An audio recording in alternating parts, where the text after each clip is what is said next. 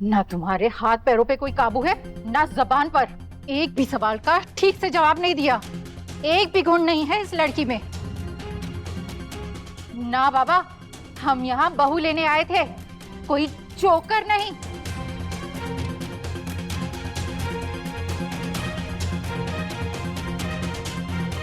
चलिए।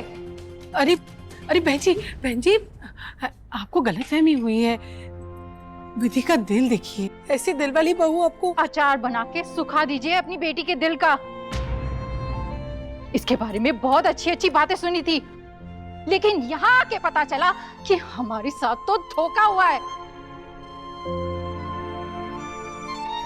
शर्म आनी चाहिए आप सबको, हमारा वक्त बर्बाद करने के लिए ऊपर की चकाचौंध दिखाकर आप लोग हमें अंधा करना चले थे ताकि हम इसकी कमियां न देख पाए।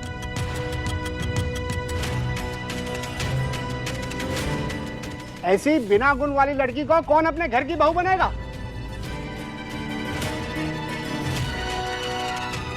बड़े ही बेईमान किस्म के लोग हैं आप। Excuse me.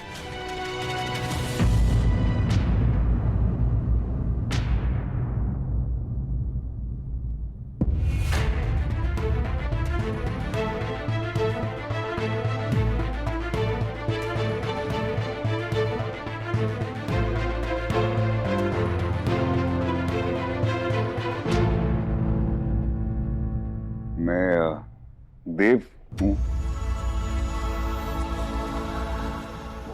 वो जो बोल्ट टूटा था ना, वो उसके पैसे।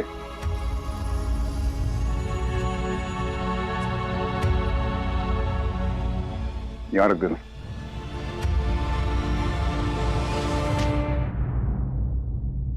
माफ कीजिएगा, बीच में बोलूंगा, बोल देता हूँ।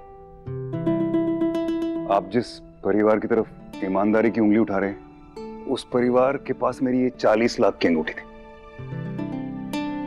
वो चाहे तो दबा सकते थे, क्योंकि मैं तो जानता नहीं इन लोगों को, कुछ भी कर सकते थे, लेकिन किया नहीं।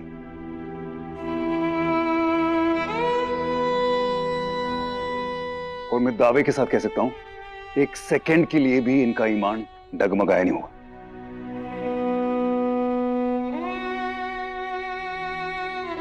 और पूरी ईमानदारी के साथ वो लड़की मेरे ऑफिस आई है और ये रिंग मुझे उसने वापस की। तो अब जो भी कह रही थी ना, उसका मतलब आप रहने दीजिए जी। धोखा नहीं तो और क्या हुआ है हमारे साथ? कम से कम यहाँ पे हमें बुलाने से पहले इतना तो देख लिया होता कि आपकी बेटी किसी की बहू बनने के लायक है भी या नहीं। अरे है ही क्या इसमें? किस लायक है ये? और आप जाइए, अपना काम कीजिए। हमारे मामले में आप होते कौन है दखल देने वाले?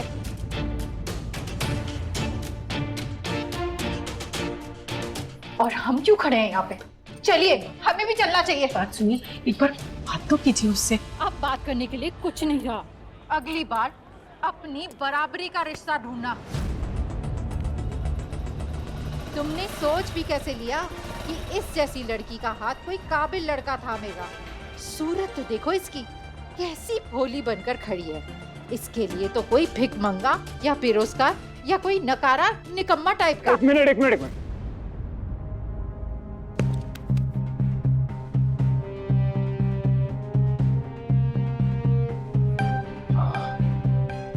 वो जो भी बातें कही ना आपने, उनके जवाब दिए बिना मैं वापस नहीं जा पाया, इसलिए मैं वापस आ गया यहाँ पे। आप कमियों की बातें कर रहे थे, तो मैं आपको एक यूनिवर्सल फैक्ट बताता हूँ कि हर इंसान में कमी होती है। 100% तो परफेक्ट कोई होता ही नहीं ना, आपका बेटा भी नहीं है। 5 कमियां तो मैं निकाल दूं खड़े खड़े उसकी। लड़का लड़की तो बड़ी दूर की बात है, आपका कोई हक नहीं बनता कि आप किसी के भी साथ इस तरीके से बात करें। कितनी बेइज्जती की आपने उसकी, इसकी इज्जत की धज्जियां उड़ाई हैं, वो भी उसके अपने घर में। I'm sorry, that's not good.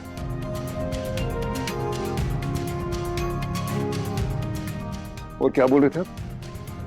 बेरोजगारी, बराबरी, ऐसा कुछ बोल रहे थे ना, और कह रही थी कि ये किसी काम की नहीं है। तो ठीक है, मैं देव रायचंद ग्रुप ऑफ कंपनीज का मालिक आज इसको एक जॉब ऑफर करता हूं।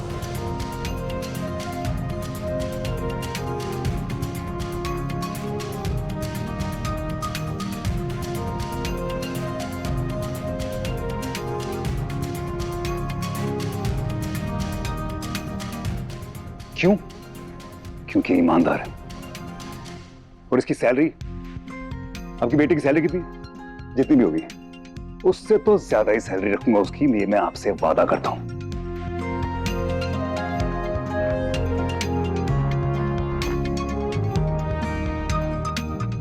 अब मेरे इस ऑफर के बाद ये लड़की तो आपके बेटे के लिए ओवर क्वालिफाइड हो गई।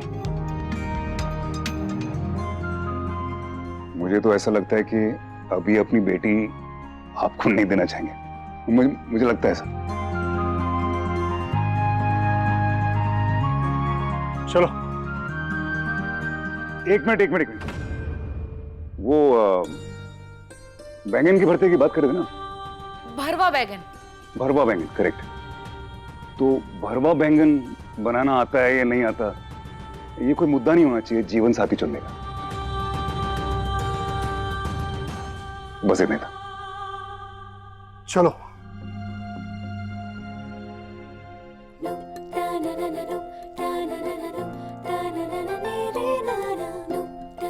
ऐसा नहीं है कि हमें अपनी बेटी के गुणों का ध्यान नहीं, पर इसकी तारीफ सुनने की भी आदत नहीं। आपका बहुत बहुत आभार। लड़के वालों के हाथों हो रहे अपमान को अपनी नियति समझ लेते हैं। शायद इसीलिए हम वो जवाब नहीं दे पाते जो आपने दिया। ठीक कह रही है ये, बिल्कुल भाई साहब। इस दुनिया में बहुत कम लोग हैं जो किसी पराये के लिए खड़े हों, और वो भी तब जब वो अनजान आर्थिक तौर पे उससे कमजोर हो।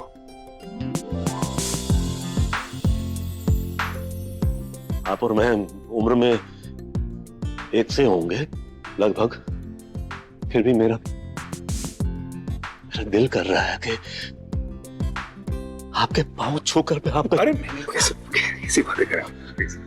अहोभाग्य है हमारा ये, और पलापनी देवी का आशीर्वाद है कि आप जैसे अनुभाव हमारे यहाँ पे पधारे। माता रानी का आशीर्वाद आप पे सदा बना रहे।